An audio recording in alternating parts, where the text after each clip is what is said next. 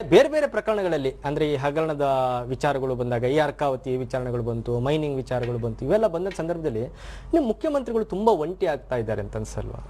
ಹಾಗೇನಿಲ್ಲ. ಮುಖ್ಯಮಂತ್ರಿಗಳ ಮೇಲೆ ಜೆಡಿಎಸ್ನವ್ರು ಕೂಗಾಡ್ಲಿ, ಬಿಜೆಪಿಯವ್ರು ಕೂಗಾಡ್ಲಿ, ಒಂದು ನಿಮ್ಮ ಸಚಿವರು ಎಚ್ ಆಂಜನೇಯ ಮಾತಾಡ್ತಾರೆ, ಇಲ್ಲ ಬಿಟ್ರೆ MLCಗಳಾದ VS ಉಗ್ರಪ್ಪ ಮಾತಾಡ್ತಾರೆ, ಬಿಟ್ರೆ HM ರೇವಣ್ಣ ಮಾತಾಡ್ತಾರೆ. ತಾವುಗಳೆಲ್ಲ ಯಾಕೆ ಏನಕ್ಕೂ ಮಾತಾಡೋದಿಲ್ಲ? ನೀವು ಸಿಎಂ ರಕ್ಷಣೆಗೆ ಯಾಕೆ ಬರ್ತಾ ಇಲ್ಲ ಅಂತ? ಕಳೆದ 1 ವರ್ಷ 10 ತಿಂಗಳಲ್ಲಿ ನಮ್ಮ ಸಂಪುಟ ಸಭೆಯಲ್ಲಿ ಪ್ರಜಾಪ್ರಭುತ್ವ ರೀತಿಯಲ್ಲಿ ಯಾವುದೇ ರೀತಿಯ ತೀರ್ಮಾನಗಳನ್ನು ತಗೊಳ್ಬೇಕಾಗಿದ್ರು ಕೂಡ ಎಲ್ಲರೂ ಕೂಡ ಒಗ್ಗಟ್ಟಾಗಿ ತಗೊಳ್ಳುವಂತ ಒಂದು ಕಾರ್ಯಕ್ರಮವನ್ನು ಹಾಕೊಂಡಿದ್ದೇವೆ. ಮುಖ್ಯಮಂತ್ರಿಗಳ ಬಗ್ಗೆ, ಮುಖ್ಯಮಂತ್ರಿಗಳು ಹಾಕುವಂತ ಕಾರ್ಯಕ್ರಮಗಳ ಬಗ್ಗೆ ಎಲ್ಲಾ ಸಚಿವರಿಗೂ ಕೂಡ ಹೆಚ್ಚಿನ ಅಂಶ ಯಾವುದೇ ರೀತಿಯ ವ್ಯತ್ಯಾಸಗಳಿಲ್ಲದೆ ಮುಂದೆ ಹೋಗುವಂತ ಕಾರ್ಯಕ್ರಮ ಆಗ್ತದೆ. ಇವತ್ತು ಆ ರೀತಿಯಲ್ಲಿ ಮುಖ್ಯಮಂತ್ರಿಗಳು ಕೂಡ ಈಗ ಅರ್ಕಾವತಿ ವಿಷಯ ಬಂದಂಥ ಸಮಯದಲ್ಲಿ ಮುಖ್ಯಮಂತ್ರಿಗಳು ಹೇಳಿಕೆಯನ್ನು ಮಾಡ್ತಾರೆ. ಮುಖ್ಯಮಂತ್ರಿಗಳು ಹೇಳಿಕೆಯನ್ನು ಮಾಡಿದ ಕೂಡಲೇ ಅವರು ಒಂಟಿಗ ಅನ್ನುವಂಥ ರೀತಿಯ ಪ್ರಶ್ನೆ ಅಲ್ಲ. ಎಲ್ಲ ಸಂಪುಟ ಸದಸ್ಯರು ಕೂಡ ಸಪೋರ್ಟ್ ಬೇಡವಾ ಅಂತ ಯಾವತ್ತೂ ಕೂಡ ಕಮಾಂಡರ್ ಇನ್ ಚೀಫ್ಗೆ ಯಾವತ್ತೂ ಕೂಡ ಇರ್ತದೆ. ಪ್ರತಿಯೊಬ್ಬ ನಾವು ಈಗ ತಾವು ಕಳೆದ ವರ್ಷದ 5 ವರ್ಷದ ಅನುಭವವನ್ನು ತಾವು ಹೇಳ್ತಾ ಇದ್ದೀರಿ.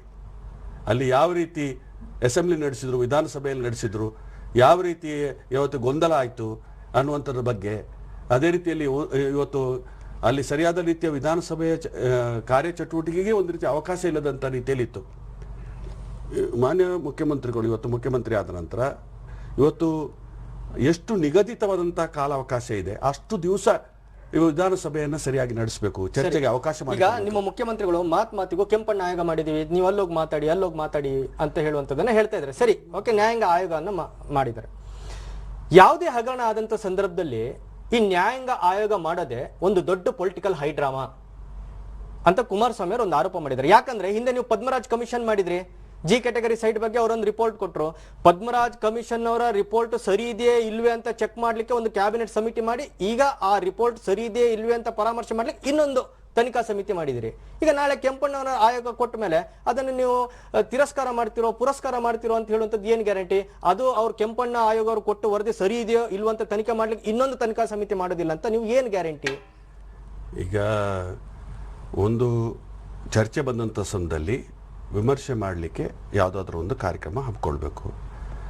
ಇವತ್ತು ಒಬ್ಬ ನಿವೃತ್ತ ನ್ಯಾಯಾಧೀಶರನ್ನೇ ನೇಮಕಾತಿ ಮಾಡಿಕೊಂಡು ತನಿಖಾ ಕಾರ್ಯಕ್ರಮ ಮಾಡ್ತಾ ಇದ್ದೀವಿ. ಜಗದೀಶ್ ಶೆಟ್ಟರ್ ಹೇಳುವಂಥ ರೀತಿಯಲ್ಲಿ, ಕುಮಾರಸ್ವಾಮಿ ಹೇಳುವಂಥ ರೀತಿಯಲ್ಲಿ ನಾವು ಮಾಡ್ಲಿಕ್ಕೆ ಸಾಧ್ಯ ಆಗ್ತದ? ಇಲ್ಲ, ನಾವು ಮಾಡ್ಲಿಕ್ಕೆ ಆಗೋಲ್ಲ. ಅಲ್ಲ, ಓವರ್ ಸಾಮಾನ್ಯ ಜನರಿಗೆ ಔಟ್ಪುಟ್ ಏನ್ ಸಿಗುತ್ತೆ ಅಂತ. ಈಗ ಏನಾದ್ರೂ ಒಂದು ಗಲಾಟೆ ಆಯ್ತಾ, ಒಂದು ನ್ಯಾಯಾಂಗ ಆಯೋಗ ಮಾಡುದು, ಯಾರ ಮೇಲಾದ್ರೂ ಒಂದು ಹಗರಣದ ಆರೋಪ ಬಂತ, ಒಂದು ನ್ಯಾಯಾಂಗ ಆಯೋಗ ಮಾಡುದು. ಇನ್ನವ್ರ ಆ ನ್ಯಾಯಾಂಗ ಆಯೋಗ ಆಗಿ ಅವ್ರಿಗೆ ಕುರ್ಚಿ ಕೊಟ್ಟು, ಟೇಬಲ್ ಕೊಟ್ಟು, ಅವರು ಕಂಪ್ಲೀಟ್ ಸ್ಟಡಿ ಮಾಡಿ ರಿಪೋರ್ಟ್ ಕೊಟ್ಟು, ಆ ರಿಪೋರ್ಟ್ ಏನಾಗುತ್ತೆ ಅಂತ ಕೊನೆಗೆ ಯಾರಿಗೂ ಗೊತ್ತಿಲ್ಲ. ಮೊನ್ನೆ ವಿಧಾನಸಭೆಯಲ್ಲಿ ಇದೇ ಕುಮಾರಸ್ವಾಮಿ ಅವರು ಹೇಳ್ತಾ ಇದ್ರು, ಕಾಲಾವಕಾಶ ಇಲ್ಲ, ಕೆಂಪಣ್ಣ ಇದು ಆಯೋಗ ಇವತ್ತು ಕಾಲಾವಕಾಶ ಕೊಟ್ಟಿಲ್ಲ ಅನ್ನುವಂಥ. 6 ತಿಂಗಳು ಎಕ್ಸ್ಟೆಂಡ್ ಮಾಡಿದ್ದಾರೆ. ಸರಿಯಾದ ರೀತಿಯ ಕಾಲಾವಕಾಶ ಕೊಡುವಂಥ ಅವಕಾಶವನ್ನು ಮಾಡಿದ್ದಾರೆ. ಸರಿಯಾದ ರೀತಿಯಲ್ಲಿ ಇವತ್ತು ಏನು ಚರ್ಚೆ ಇದೆ ಅದರ ಬಗ್ಗೆ ಸೂಕ್ತವಾದಂಥ ಒಂದು ಪಾರದರ್ಶಕವಾದಂಥ ವ್ಯವಸ್ಥೆಯನ್ನು ಇವತ್ತು ಮಾನ್ಯ ಮುಖ್ಯಮಂತ್ರಿಗಳು ಮಾಡಿಕೊಟ್ಟಿದ್ದಾರೆ.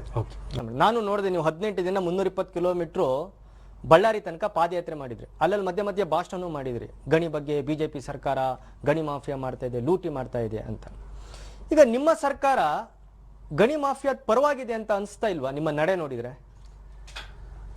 ನಮ್ಮ ಸರ್ಕಾರ ಇವತ್ತು ಗಣಿಗಾರಿಕೆ ಬಗ್ಗೆ ಏನಾದರೂ ಇವತ್ತು ತೀರ್ಮಾನಗಳನ್ನು ತೆಕ್ಕೊಂಡಿದ್ರೆ ಅದು ನ್ಯಾಯಾಲಯದ ಆದೇಶದ ಮೇರೆಗೆ ತೀರ್ಮಾನವನ್ನು ತೆಕ್ಕೊಂಡಿದ್ದೇವೆ. ಸೆಂಟ್ರಲ್ ಗವರ್ಮೆಂಟ್ನವರು 15 ನಿಕ್ಷೇಪಗಳನ್ನ ಮೊನ್ನೆ ಮಾರಿ 65,000 ಕೋಟಿ ಕಲೆಕ್ಷನ್ ಮಾಡ್ಕೊಂಡಿದ್ದಾರೆ. ನಿಮ್ಮ ಸರ್ಕಾರ ಯಾಕೆ ಬರೀ ರಿನ್ಯೂವಲ್ ಫೀಸ್ ಅಂತ ತಗೊಂಡು ನೀವು ರಿನ್ಯೂವಲ್ ಮಾಡಿಸ್ಕೊಡ್ತಾ ಇದ್ದೀರಿ? ಆ ಕಂಪನಿಗಳು ಕೂಡ ನಡಿಬೇಕು ತಾನೆ. ಈಗ 106 ಕಂಪನಿಗಳು ಹಾಕಿದ್ದಾರೆ ಸ್ವಾಮಿ ಫೈಲ್ ನ, ನಮ್ದು ರಿನ್ಯೂವಲ್ ಮಾಡ್ಕೊಡಿ ಅಂತ. ನಿಮ್ ಇಂಟ್ರೆಸ್ಟ್ ಈ 8 ಕಂಪನಿಗಳ ಮೇಲೆ ಯಾಕೆ? ಎಲ್ಲದೂ ಮಾಡ್ಬಿಡಿ. ಎಲ್ಲದೂ ಮಾಡ್ಲಿಕ್ಕೆ ಆಗ್ತದ? ಹಾಗೆಲ್ಲ ಮಾಡಿದ್ರೆ ನಮಗೂ ಸೆಂಟ್ರಲ್ ಹಿಂದಿನ ಗವರ್ಮೆಂಟ್ನವರು ಆರ್ಡಿನೆನ್ಸ್ ತಂದಿದ್ದಾರೆ ಜನವರಿ 12ನೇ ತಾರೀಕಿಗೆ. ನೀವು ಯಾವುದೇ ಕಾರಣಕ್ಕೂ ನೀವು ಲೈಸೆನ್ಸ್ ರಿನ್ಯೂವಲ್ ಮಾಡಂಗಿಲ್ಲ, ನೀವು ಹರಾಜೆ ಹಾಕ್ಬೇಕು ಅಂತ. ಯಾಕೆ ನೀವು ಅದನ್ನು ಒಪ್ಪಿಲ್ಲ? ಇಲ್ಲ, ಅದು ಹಿಂದಿನ ಆಗಿದೆ, ಆ ತೀರ್ಮಾನಗಳು ಹಿಂದಿನ ಆಗಿದೆ. ಸರಿ, ಜೊತೆಗೆ ನಿಮ್ಮ ಸರ್ಕಾರ ಬಂದ ಮೇಲೆ ಅವಿಭಜಿತ ದಕ್ಷಿಣ ಕನ್ನಡ ಜಿಲ್ಲೆಯಲ್ಲಿ ಕೋಮು ಗಲಭೆಗಳು ಹೆಚ್ಚುತ್ತಾ ಇದೆ. ಯಾಕೆ ನಿಮ್ಮ ಪೊಲೀಸರಲ್ಲಿ ಬಹಳ ದುರ್ಬಲರಿದ್ದಾರಾ?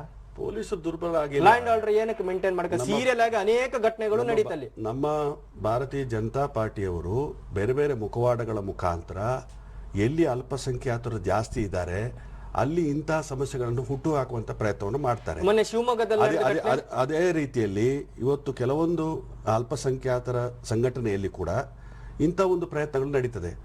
ನಮಗೆ ಅನುಭವ ಇದೆ, ಅಂಥ ಸಂಘಟನೆ ಆಗಲಿ ಅಥವಾ ಈ ಭಾರತೀಯ ಜನತಾ ಪಾರ್ಟಿಯವರಾಗಲಿ ಚುನಾವಣಾ ಸಮಯದಲ್ಲಿ ಒಟ್ಟಿಗೆಯಾಗಿ ಕೆಲಸ ಕಾರ್ಯ ಮಾಡುವಂಥದ್ದು, ಕಾಂಗ್ರೆಸ್ ಪಕ್ಷವನ್ನು ಗುರುತರವಾಗಿ ಇವತ್ತು ತೋರಿಸಿ ಅದರ ಅಂಥ ಪ್ರಯತ್ನ ಚುನಾವಣೆಯಲ್ಲಿ ಸೋಲಿಸುವಂಥ ಒಂದು ರೀತಿ ಪ್ರಯತ್ನವನ್ನು ಮಾಡುವಂಥ ಘಟನೆಗಳು ಅನೇಕ ನಡೆದಿದೆ. ಇನ್ನೊಂದು, ಉಡುಪಿ ಜಿಲ್ಲೆಯಲ್ಲಿ ಸಚಿವ ವಿನಯ್ ಕುಮಾರ್ ಸೊರಕೆ ಅವರಿಗೂ ಕಾಂಗ್ರೆಸ್ ಶಾಸಕ ಗೋಪಾಲ್ ಪೂಜಾರಿ ಅವರ ಮಧ್ಯೆ ಹಾವು ಮುಂಗುಸಿಯ ಒಂದು ಜಗಳ ಇದೆ ಅಂತ ನಿಮ್ಮ ಕಾರ್ಯಕರ್ತರಲ್ಲಿ ಮಾತಾಡ್ತಾರೆ, ನಿಜಾನ ಅಂತ? ಈಗ ಹಾವು ಮುಂಗುಸಿಯ ಜಗಳ ಯಾವುದು ಕೂಡ ಇಲ್ಲ. ನಾನು ಅವರ ಕ್ಷೇತ್ರದಲ್ಲಿ ಅವ್ರ ಕಾರ್ಯಕ್ರಮದಲ್ಲಿ ವಿನಯ್ ಕುಮಾರ್ ಸೊರಕೆ ಉಡುಪಿ ಜಿಲ್ಲೆಗೆ ಒಬ್ಬ ವಲಸಿಗ ನಾಯಕ. ಹಾಗೆ ಇಲ್ಲ, ನಾನು ಅಲ್ಲಿ ಮತದಾರ, ಉಡುಪಿ ಜಿಲ್ಲೆಯ ಮತದಾರ. ಪುತ್ತೂರಿಂದ ವಲಸೆ ಬಂದಿದ್ದು ಅಂತ ಆ ಕಡೆ ಒಂದು ಆರೋಪಪ್ಪ. ನಾನು ವಲಸಿಗ ಆಗಿದ್ರೆ ಸದಾನಂದ ಗೌಡರು ವಲಸಿಗೆ ಆಗಬೇಕು, ಶೋಭಾ ಕಂದ್ಲಾಜೆ ವಲಸಿಗೆ ಆಗಬೇಕು, ರಘುಪತಿ ಭಟ್ರು ವಲಸಿಗೆ ಆಗಬೇಕು. ನಾನು ಅಲ್ಲಿಯ ಮತದಾರ. ಒಂದ್ಸಲ 5 ವರ್ಷಗಳ ಕಾಲ ಲೋಕಸಭಾ ಸದಸ್ಯನಾಗಿದ್ದೆ. ಇದನ್ನೇ ನಾನು ವಲಸಿಗ ಅನ್ನುವಂಥ ರೀತಿಯ ಪ್ರಚಾರವನ್ನು ಭಾರತೀಯ ಜನತಾ ಪಾರ್ಟಿಯವರು ಕಳೆದ ಚುನಾವಣೆಯಲ್ಲಿ ಕೂಡ ಮಾಡಿದರು. ಪ್ರಥಮ ಚುನಾವಣೆಯಲ್ಲಿ ಕೂಡ, ಲೋಕಸಭಾ ಚುನಾವಣೆಯಲ್ಲಿ ಕೂಡ ಮಾಡಿದರು, ಈ ಸಲ ಚುನಾವಣೆಯಲ್ಲಿ ಕೂಡ ಮಾಡಿದರು. ಜನ ನನ್ನನ್ನು ಆಯ್ಕೆ ಮಾಡಿದ್ದಾರೆ. ಜನ ಆ ವಲಸಿಗ ಅನ್ನುವಂಥ ಅಪಪ್ರಚಾರಕ್ಕೆ ಅವಕಾಶ ಕೊಟ್ಟಿಲ್ಲ. ಅಲ್ಲ, ನಾನು ಯಾಕೆ ಈ ಪ್ರಶ್ನೆ ಒಂದು ಪ್ರಶ್ನೆ ಹೇಳ್ತೀರಿ ತಾವು, ವಿನಯ್ ಕುಮಾರ್ ಸೊರಕೆ ಯಾವತ್ತೂ ಉಡುಪಿಯಲ್ಲಿ ಇರ್ತಾನೆ, ವಿನಯ್ ಕುಮಾರ್ ಸೊರಕೆ ಯಾವತ್ತೂ ಮಾಡಿದಾರಲ್ಲ, ಈಗ ನಿಮ್ಮನ್ನೀಗ ಅಫಿಷಿಯಲಿ ಆಯ್ಕೆ ಮಾಡಿದಾರ, ನೀವು ಅಲ್ಲಿ ಇರ್ಲೇಬೇಕು, ಇಲ್ಲಾದ್ರೆ ಜನ ಹೇಬಿಯಸ್ ಕಾರ್ಪಸ್ ಹಾಕ್ಬಿಡ್ತಾರೆ ಕೋರ್ಟ್ ನಲ್ಲಿ ಹುಡ್ಕೊಡಿ ಅಂತ. ಈಗ ರಾಹುಲ್ ಗಾಂಧಿಗೆ ಹಾಕಿದಾರೆ ನೋಡಿ ಹಾಗೆ. ಈಗ ಇನ್ನೊಂದು, ಈ ಪ್ರಶ್ನೆ ಯಾಕೆ ಬಂತು ಅಂದ್ರೆ, ಈಗ ಗೋಪಾಲ್ ಪೂಜಾರಿ ಅವರು ಅಲ್ಲಿ ಜಿಲ್ಲಾ ಕಾಂಗ್ರೆಸ್ ಪ್ರೆಸಿಡೆಂಟ್ ಆಗಿ ಕೆಲಸ ಮಾಡಿದ್ರು. ಉಡುಪಿ ಜಿಲ್ಲೆಯ ಕೋಟಾ ಮಿನಿಸ್ಟರ್ಶಿಪ್ ಬಂದಾಗ ಅವರಿಗೆ ಏನೋ ಸಿಗ್ಬೇಕಾಗಿತ್ತಂತ ನಿಮ್ಮ ನಾಯಕರುಗಳು ಅಲ್ಲೆಲ್ಲ ಮಾತಾಡ್ಕೊತಾ ಇದ್ರು. ಜೊತೆಗೆ ಅವ್ರಿಗೆ ಮಿನಿಸ್ಟರ್ಶಿಪ್ ಸಿಕ್ಕೇ ಬಿಡ್ತು ಅಂತ ಅದು ಯಾವ್ದೋ ಸರ್ಕಲ್ ನಲ್ಲಿ ಪಟಾಕಿ ಎಲ್ಲ ಹೊಡೆದು ಬಿಟ್ಟಿದ್ರಂತೆ. ಅಷ್ಟ್ರಲ್ಲಿ ವಿನಯ್ ಕುಮಾರ್ ಸೊರಕೆ ಬಂದು ತಗೊಂಡು ಹೋಗ್ಬಿಟ್ರು ಅದನ್ನ. ಹೈಕಮಾಂಡ್ ಮುಖ್ಯಮಂತ್ರಿಗಳು ನನಗೊಂದು ಅವಕಾಶ ಮಾಡಿಕೊಟ್ಟಿದ್ದಾರೆ. ನಾನು 1974ನೇ ಇಸ್ವಿಯಲ್ಲಿ ನಾನು ಕಾಂಗ್ರೆಸ್ ಪಕ್ಷದ ಕಾರ್ಯಕರ್ತನಾಗಿ ಕೆಲಸ ಕಾರ್ಯ ಮಾಡಿದಂಥವ. ಅದರ ನಂತರ ನಾನು ಇವತ್ತು ವಿದ್ಯಾರ್ಥಿ ಘಟಕದಲ್ಲಿ ರಾಜ್ಯದ ಅಧ್ಯಕ್ಷನಾಗಿದ್ದೆ. ಯುವಕ ಕಾಂಗ್ರೆಸ್ನಲ್ಲಿ ಅಖಿಲ ಭಾರತ ಜಂಟಿ ಕಾರ್ಯದರ್ಶಿಯಾಗಿದ್ದೆ. 3 ಸಲ ಪ್ರಧಾನ ಕಾರ್ಯದರ್ಶಿಯಾಗಿದ್ದೆ. ನಂತರ ಒಂದು ಸಲ ಇವತ್ತು AICCಯ ಕಾರ್ಯದರ್ಶಿಯಾಗಿ ಕೂಡ ಕೆಲಸ ಕಾರ್ಯ ಮಾಡಿದ್ದೇನೆ. ಸತತವಾಗಿ ಇವತ್ತು ನಾನು ಲೋಕಸಭಾ ಸದಸ್ಯನಾಗಿ 3 ಬಾರಿ ಶಾಸಕನಾಗಿ ಕೆಲಸ ಕಾರ್ಯ ಮಾಡುವಂಥ ಅವಕಾಶ ನನ್ನ ಪಾಲಿಗೆ ಸಿಕ್ಕಿದೆ. ಹಾಗಾಗಿ ನನಗೊಂದು ಅವಕಾಶವನ್ನು ನಮ್ಮ ನಾಯಕರುಗಳು, ನಮ್ಮ ಸ್ಥಳೀಯ ಮುಖಂಡರುಗಳು, ಅದೇ ರೀತಿಯಾಗಿ ಹೈಕಮಾಂಡ್, ಮುಖ್ಯಮಂತ್ರಿಗಳು ಈ ಒಂದು ಅವಕಾಶವನ್ನು ಮಾಡಿಕೊಟ್ಟಿದ್ದಾರೆ. ಓಕೆ, ಕೊನೆಯದಾಗಿ ಈಗ ಏನೋ ಬಜೆಟ್ ಆದ್ಮೇಲೆ ಸಚಿವ ಸಂಪುಟ ವಿಸ್ತರಣೆ ನಡೀತದೆ ಅಂತ ಒಂದು ವದಂತಿ ಇದೆ ನಿಮ್ಮ ಸರ್ಕಾರದಲ್ಲಿ. ವಿನಯ್ ಕುಮಾರ್ ಸೊರಕೆ ಅವರು ನಗರಾಭಿವೃದ್ಧಿ ಖಾತೆಯಲ್ಲೇ ಮುಂದುವರಿತಾರೋ ಅಥವಾ ಖಾತೆ ಏನಾದರೂ ಬದಲಾವಣೆ ಆಗುತ್ತೋ ಅಂತ? ನಗರಾಭಿವೃದ್ಧಿ ಖಾತೆ ನಾನು ಏನು ಹೇಳಿ ತಗೊಂಡಂಥ ಖಾತೆ ಅಲ್ಲ. ನನಗೆ ಆ ನಗರಾಭಿವೃದ್ಧಿ ಖಾತೆಯನ್ನು ವಹಿಸಿಕೊಟ್ಟಿದ್ದಾರೆ ನಮ್ಮ ಹೈಕಮಾಂಡ್ ಇರ್ಬೋದು, ಮುಖ್ಯಮಂತ್ರಿಗಳಿರ್ಬೋದು. ಆ ಸಂದರ್ಭದಲ್ಲಿ ನಗರಾಭಿವೃದ್ಧಿ ಇಲಾಖೆಯಲ್ಲಿ ಸಾಕಷ್ಟು ರೀತಿಯ ಪರಿವರ್ತನೆಗಳನ್ನು ತರುವಂಥ ಒಂದು ಪ್ರಯತ್ನವನ್ನು ನಡೆಸಿದ್ದೇನೆ. ಈವಾಗಲೇ ಇವತ್ತು ನೇಮಕಾತಿ ಮಾಡಿಕೊಳ್ಳುವಂಥ ಕಾರ್ಯಕ್ರಮಕ್ಕೆ ಪ್ರಕ್ರಿಯೆ ಪ್ರಾರಂಭ ಆಗಿದೆ. ನಮ್ಮ ಇವತ್ತು ಸಾಮರ್ಥ್ಯವನ್ನು ಹೆಚ್ಚಿಸಿಕೊಳ್ಳುವಂಥ ಕೆಲಸ ಕಾರ್ಯಕ್ಕೆ ನಾವು ಕಾರ್ಯಕ್ರಮವನ್ನು ಹಾಕ್ಕೊಂಡಿದ್ದೇವೆ. ಅದೇ ರೀತಿಯಲ್ಲಿ ಮಾನ್ಯ ಮುಖ್ಯಮಂತ್ರಿಗಳು ಕೂಡ 1,000 ಕೋಟಿ ರೂಪಾಯಿಗಳನ್ನು ಮಹಾನಗರ ಪಾಲಿಕೆಗೆ ಕೊಟ್ಟು ಅಭಿವೃದ್ಧಿ ಕಾರ್ಯಕ್ರಮ ಮಾಡಲಿಕ್ಕೆ ಇದು ಮಾಡಿದ್ದಾರೆ. ಅನೇಕ ಮಾರ್ಪಾಡುಗಳನ್ನು ಮಾಡಿದ್ದೇವೆ. ಅಕ್ರಮ ಸಕ್ರಮ ತಂದಿದ್ದೇವೆ. ಅದೇ ರೀತಿಯಲ್ಲಿ ಲೇಔಟ್ ಮಾಡಲಿಕ್ಕೆ 50-50 ರೇಷಿಯೋ ಪ್ರಕಾರ ರೈತರಿಗೆ ಮತ್ತು ಇವತ್ತು ಇಲಾಖೆಗೆ ಆ ರೀತಿಯ ಒಂದು ಆದೇಶವನ್ನು ಹೊರಡಿಸುವಂಥ ಕೆಲಸ ಕಾರ್ಯ ಮಾಡಿದ್ದೇವೆ. ಸಾಲಿಡ್ ವೇಸ್ಟ್ ಮ್ಯಾನೇಜ್ಮೆಂಟ್ ಬಗ್ಗೆ ಸಾಕಷ್ಟು ರೀತಿಯ ಪ್ರಗತಿ ಸಾಧಿಸುವಂಥ ಕೆಲಸ ಕಾರ್ಯ ಮಾಡಿದ್ದೇವೆ. ನಮ್ಮ ವಾಟರ್ ಸಪ್ಲೈ ಮತ್ತು ಒಳಚರಂಡಿ ವ್ಯವಸ್ಥೆ ಮಟ್ಟಿಗೆ ತ್ವರಿತಗತಿಯಲ್ಲಿ ಆ ಕಾಮಗಾರಿಗಳು ಪೂರ್ತಿಯಾಗುವಂಥ ರೀತಿಯಲ್ಲಿ 30 ಜಿಲ್ಲೆ ಕೂಡ ಭೇಟಿ ಕೊಟ್ಟಿದ್ದೇನೆ. 30 ಜಿಲ್ಲೆಯಲ್ಲಿ ಕೂಡ ಎಲ್ಲ ಕಡೆಯಲ್ಲಿ ಕೂಡ ಎಲ್ಲೆಲ್ಲಿ ನಮ್ಮ ಕಾಮಗಾರಿ ನಡೀತದೆ ಅಲ್ಲಿಗೆ ಭೇಟಿ ಕೊಡುವಂಥದ್ದು, ಇನ್ಸ್ಪೆಕ್ಷನ್ ಮಾಡುವಂಥದ್ದು, ಪ್ರಗತಿ ಪರಿಶೀಲನೆ ಮಾಡುವಂಥ ಕೆಲಸ ಕಾರ್ಯವನ್ನು ಮಾಡಿದ್ದೇವೆ.